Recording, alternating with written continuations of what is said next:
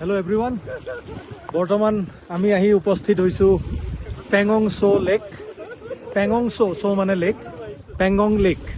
তো এইটো এটা খুবেই ফেমাছ, যিয়ে 3 ইডিয়ট চিনেমাখন চাইছে তেওঁলোকে খুব ধুনীয়াকৈ দেখিছে এইখন।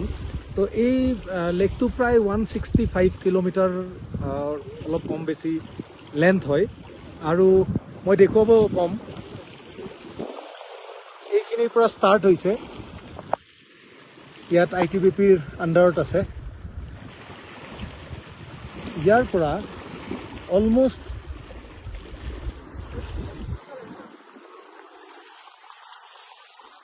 160 প্লাছ 65, 45, 65ৰ ওচৰা-ওচৰি কিলোমিটাৰ দীঘল, য'ৰ নেকি এৰাউণ্ড 40 কিলোমিটাৰ ইণ্ডিয়াৰ আণ্ডাৰত আহে। গতিকে আমাৰ ইয়াতে আমি আহোঁতে দেখিছোঁ স্পীড বোট আছে। ITBP আৰ্মিয়ে ইয়াতে পেট্ৰলিং কৰে ৰেগুলাৰ।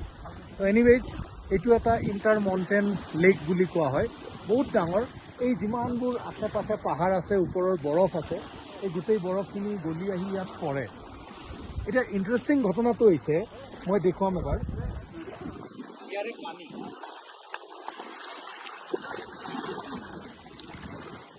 এই পানীখিনি হয়তো আপোনালোকে নাজানে,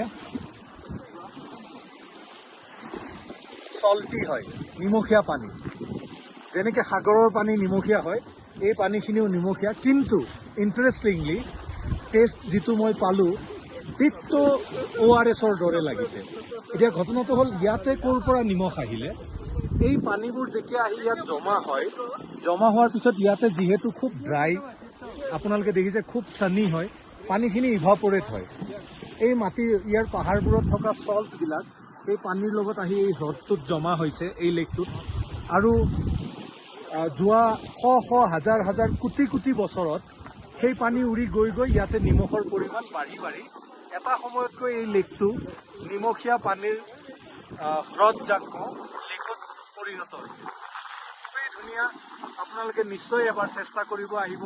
কোনো কথা নাই, আমি ৰাস্তাত আহোঁতে 75 to 85 এজৰ মানুহো পাইছোঁ।